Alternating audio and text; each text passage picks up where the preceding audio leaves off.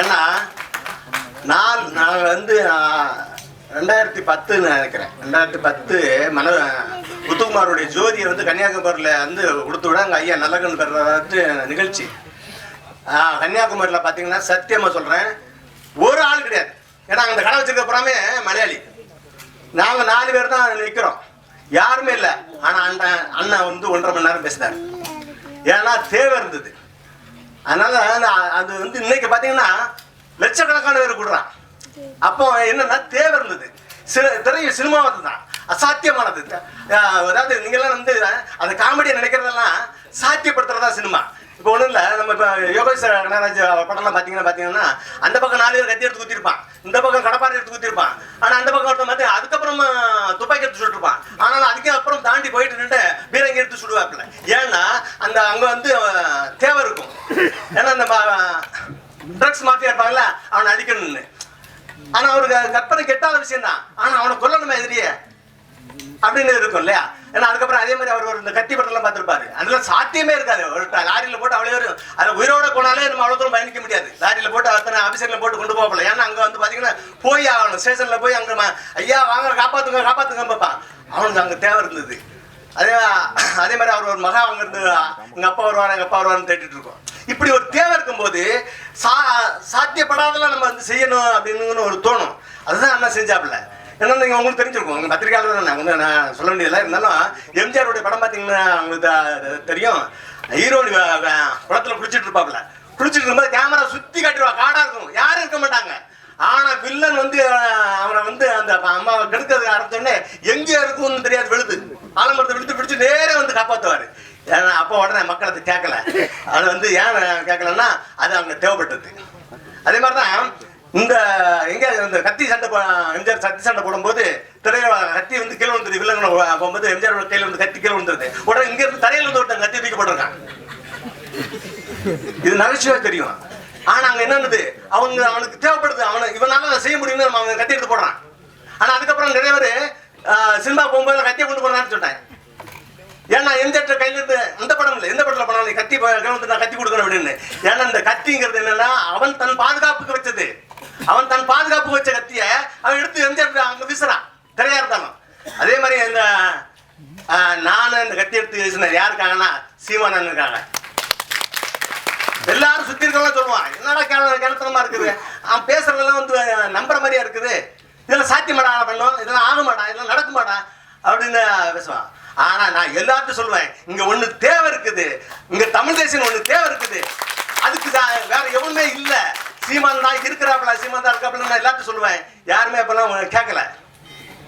அதனால இப்பவும் சொல்றான், நிறைய அரசியல்வாதிகள் சொல்றான், இல்ல என்னடா இதை எப்படி பேசிட்டே இருக்காப்ல, எப்படி பேசிட்டே இருக்காப்ல. ஆனா மக்களுக்கு தெரியுது இவன் தேவை அப்படின்னு. அதனாலதான் அவன் கிட்டத்தட்ட 40 லட்சம் வாக்கு வாங்கினாப்ல அண்ணன். அதே மாதிரி இப்போ இன்னும் அண்ணா இன்னொரு என் படத்துல அதான் பேசியிருக்கேன். என்ன படத்துலன்னா கடைசி அங்கதான் கொண்டு வரேன். இன்னொரு 40 லட்சம் வாக்கு இருக்குது. அது எங்கன்னா அந்த வாக்கு ஏன் வராம இருக்குன்னா மக்கள் அந்த 40 லட்சம் பேர் போடுறதுக்கு இருக்கான். அவனை வந்து யார் தடுத்துட்டு இருக்கான்னா அது நான் ஒரு சபை அப்படின்னு சபையில இருந்து ஐயா அவனுக்கு போட்டக்கூடாது, அவன் போட்டுறாதீங்க, பிஜேபி வந்துரும்பா. அதே மாதிரி ஜமாத்துல இருந்து போட்டீங்கன்னா பிஜேபி வந்துரும் சொல்லி அந்த 40 லட்சம் வாக்கை விடாம வச்சுட்டு இருக்காங்க, தடுத்துட்டு இருக்காங்க. ஆனா இந்த அண்ணன் ஒரு நாள் தாங்க இந்த 2 வித விஷயம். இஸ்லாமியர்கள் என்ன சொந்தம், இஸ்லாமிய தன்னை என் தம்பி அப்படின்னு சொன்ன ஒரே ஆள் அவர் தான். மற்ற கட்சிகள் எல்லாம் பாத்தீங்கன்னா சிறுபான்மை பிரிவினை வச்சிருப்பான். இவன் தான் சொன்னா பெரும்பான்மை தமிழன் சொன்ன ஒரே ஆள் அவர் தான். அதே மாதிரி சாதிகள்ல பாத்தீங்கன்னா எல்லா கட்சியிலுமே தலித்து பிரிவு, அந்த பிரிவு, இந்த பிரிவுன்னு இருக்கும். அண்ணன் சத்தியமா நானே கத்துக்கிட்டதும் இது பண்ணதான் என்னன்னா அங்க எந்த சாதியா தான் சரி, அண்ணன் தம்பி மாமா மச்சான் சித்தப்பா பிரிப்பா தான். நாம் தமிழர்ல மட்டும் தான், வேற எந்த கட்சியிலும் கிடையாது. சோ இங்க என்ன இருக்குது, தேவைப்படுது இந்த மாதிரி விஷயங்களை வேற எவனும் செய்ய வேண்டியது உலகத்துல யாருமே செய்யல.